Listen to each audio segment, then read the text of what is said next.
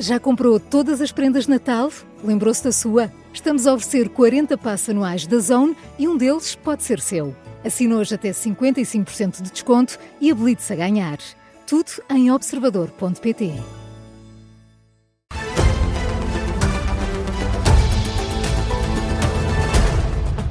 Edição das 5 com o Miguel Cordeiro. Miguel, André Ventura reforça que o Chega não vai retirar os cartazes com referências à comunidade cigana. Ontem foi publicada a decisão do Tribunal Cível de Lisboa que determinou a retirada dos cartazes do candidato presidencial com referências à comunidade cigana. Foi decretado que o Chega teria 24 horas para retirar esses cartazes. A partir daí, teria de pagar multa. Ventura quer recorrer e fala em liberdade de expressão. O líder do Chega está a esta hora no Mercado de Natal no Jardim da Cordoaria, no Porto. É por lá que está a repórter Maria Rego. Agora em direto. Maria, André Ventura continua a falar de uma decisão grave por parte do Tribunal. Grave e inaceitável, uma decisão que aos olhos de André Ventura viola os direitos da liberdade de expressão. Diz por isso que têm de resistir. Ainda assim, salienta que a decisão constitucional merece respeito, apesar de não estar de acordo, e adianta que entre hoje e amanhã vai apresentar um requerimento ao Tribunal Constitucional. André Ventura aponta ainda que esta decisão afeta a campanha presidencial, fala de uma decisão grave que ocorre num momento que não é oportuno corrida eleitoral e com essa notícia de que não vão remover para já os cartazes porque vão fazer esse requerimento, vão aguardar que este requerimento para retirar qualquer cartaz. Para o candidato apoiado pelo Chega, este tipo de decisões vão contra uma democracia saudável e o país não pode viver assim. Há também um vídeo já a circular que André Ventura mostrou também aqui aos jornalistas, onde mostra o cartaz, onde se lê: os ciganos têm de cumprir a lei, em que André Ventura foi lá e pôs uma tarja por cima da palavra ciganos, em que escreve censurado a vermelho e então aos jornalistas que escolheu esta palavra por se sentir assim precisamente censurado. Também André Ventura aqui a recordar aos jornalistas o caso dos cartazes que aludiam aos 50 anos de corrupção, ainda antes destes últimos cartazes, onde o Primeiro-Ministro também colocou o Chega em tribunal e bem que este caso não obrigou à retirada dos cartazes. Para André Ventura é um caso deste mais recente de 2 pesos e 2 medidas. Fala por isso de que há a possibilidade de abrir um precedente, algo que não é bom para a democracia. Maria Rego, em direto a partir do Porto, com algumas dificuldades técnicas nesta ligação, mas com essas palavras de André Ventura e essa intenção do Chega de não retirar os cartazes com referência à comunidade cigana, apesar da decisão do Tribunal Cível de Lisboa. Ainda nesta corrida presidencial, Joana Amaral Dias, José Cardoso e Ricardo Sousa deixam de estar na grelha de partida. O Tribunal Constitucional chumbou, Miguel, estas 3 candidaturas. Os juízes do Palácio de Raton não validam estes candidatos. Na sexta-feira, o Tribunal confirmou 11 candidaturas presidenciais válidas e indicou que outras 3 foram notificadas para corrigirem, no prazo de 2 dias, algumas irregularidades. José Cardoso, Ricardo Sousa e Joana Amaral Dias estão agora fora da corrida porque o prazo chegou ao fim e não conseguiram corrigir essas irregularidades que tinham sido apontadas pelo Tribunal Constitucional. Sendo que há razões diferentes para que o Tribunal Constitucional tenha decidido não validar estes candidatos. Sim, no caso da candidata Joana Amaral Dias, da candidatura de Joana Amaral Dias, há documentos em falta, como o certificado de nacionalidade portuguesa originária e também faltam muitas assinaturas válidas para formalizar esta candidatura. Diz o Tribunal que Joana Amaral Dias, apoiada pelo ADN, entregou apenas 1.500 assinaturas válidas em vez do mínimo legal de 7.500. No caso de Ricardo Sousa, antigo vereador do PSD, apresentou menos de 4.000 assinaturas válidas. Já José Cardoso, antigo membro da Iniciativa Liberal, também não conseguiu reunir as assinaturas necessárias, mas aqui foi por muito pouco. O Tribunal Constitucional diz que José Cardoso entregou 7.265 que respeitavam os critérios legais, precisava de 7.500. Entretanto, a Rádio Observador falou precisamente com José Cardoso, garante que já apresentou uma reclamação e está confiante que este chumbo acabe por ser revertido. O antigo membro da Iniciativa Liberal foi apanhado de surpresa pela decisão, é o que confirma a Rádio Observador, revela que, além da reclamação, enviou as assinaturas em falta para validar a candidatura à presidência da República. E lembra que o prazo dado pelo Tribunal Constitucional acabou por coincidir com um fim de semana. Era impossível, durante o fim de semana, obter declarações de eleitores junto às juntas de freguesia. Parece-me razoável que, estando dentro do período de candidaturas, assim fosse dado os tais 48 horas, mas sempre segunda e terça, naturalmente. Apresentámos hoje essas subscrições, esses proponentes, cerca de, penso que mais de 300, e apresentámos a reclamação sobre essa decisão desta manhã.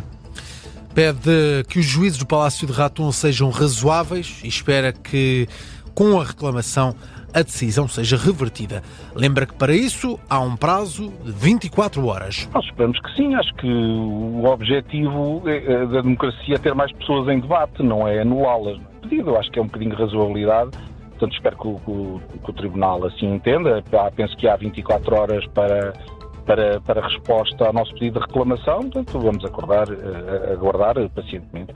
José Cardoso, com críticas aos prazos do Tribunal Constitucional, os juízes do Palácio de Raton deram 48 horas aos candidatos com irregularidades para alterarem essas irregularidades que visavam as assinaturas de apoiantes, mas essas 48 horas acabaram por coincidir com o fim de semana. E ontem terminou a maratona de debates televisivos em modo frente a frente. Já se sabe, entretanto, Miguel, qual foi o mais visto dos 28 que reuniram as principais candidaturas? Seguro versus Ventura. Foi este o debate mais visto de todos os 28 que se realizaram ao longo das últimas 5 semanas.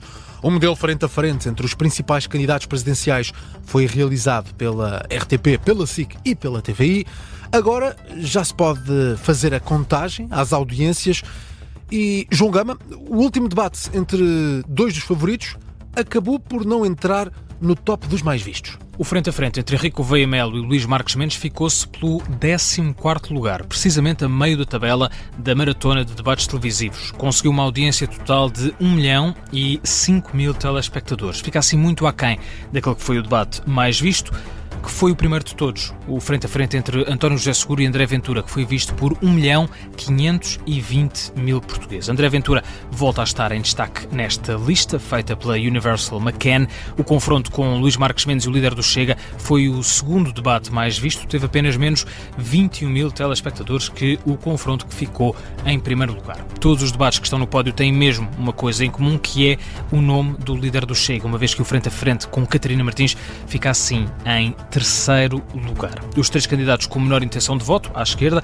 Catarina Martins, Jorge Pinto e António Filipe, são também os candidatos cujos debates tiveram uma audiência mais baixa. Por exemplo, o frente a frente entre António Filipe e Catarina Martins foi visto por perto de 720.000 telespectadores. Ora, é menos de metade da audiência do debate entre Seguro e Ventura. Dados da Universal McCann que mostram quais foram os debates presidenciais que tiveram maior e menor audiência.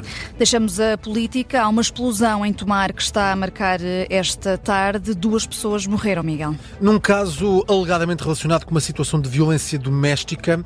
As vítimas mortais são um homem e uma criança de 13 anos.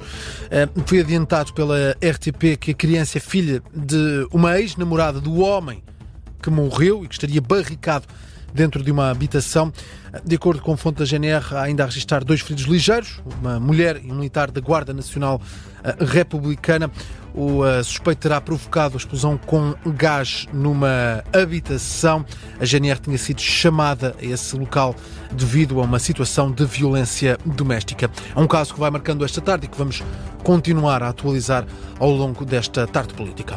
Em contrarrelógio para a noite da Consoada, o Governo apela aos condutores que reforcem a segurança nas viagens nas autoestradas. De resto, há várias operações da PSP. Como é o caso das portagens da A1 em Alverca, no sentido sul-norte, a esta hora, o secretário de Estado Adjunto e da Administração Interna esteve há pouco a acompanhar a polícia e conversou com alguns dos condutores que foram abordados.